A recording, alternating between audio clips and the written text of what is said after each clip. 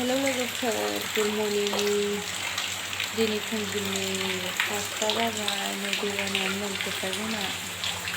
क'क्राझार दैमासाराया माबायदि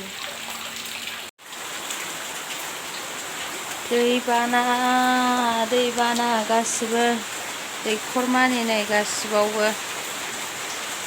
एकदमबारे लैथो बायदिसो नुबाय बारियाबो हाबजोब्बाय 8थायावनो हाबदों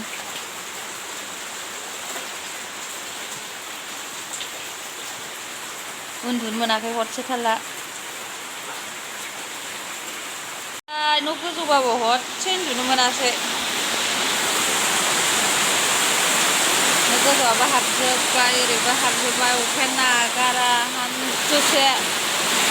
ओंखामबो संनानै जानो मोनजानाय नंला मोनजाखायाखै सोरबा ओंखाम संनानै जानो जोंनाव थाग्राफ्रा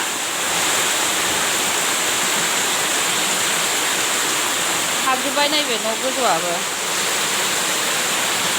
मायावबा थाबावदो दाना ओंखाम मोनजायाखै दै लोमनाया नै जोंना लोगो हाबजोब्बाय जा बाना जाखाबाय जेरैबो हाबजोब्बाय ओंखाम संग्रा मानि जेरावबो नै बावल' हाबाखै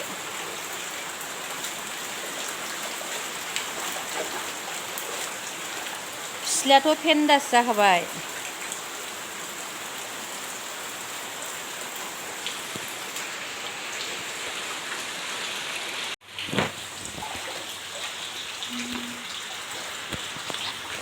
सिथ्लायानो फेन्दास जाबाय नै लोगोफोर माबायदि हाबावबाथाय आरो हाबबावगोनसो दैयानो लोमजोब्बाय नै जोंना न'आनो लामाथिंबो थांजाखाला गेटानो दैजोब लामायाबो नै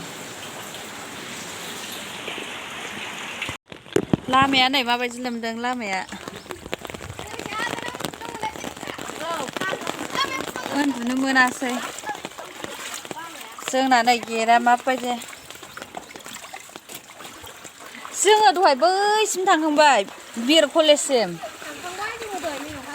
5थायाव अखा थमब्लेर उन्दुनो मोनखायाखैब्रा जोंना मा होनो सासेया बारा थाग्रा ओंखाम मोनजायासै बेसारा उन्दुदोंमोन बियो उन्दुनानै ओमफ्रायो उन्दुदोंमोन नैबे एसे हाबदों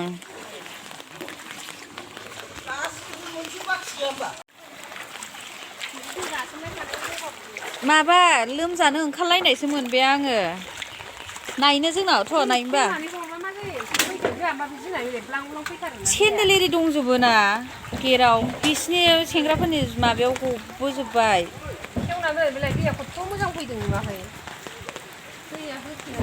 माबा गासिबो दंजोबो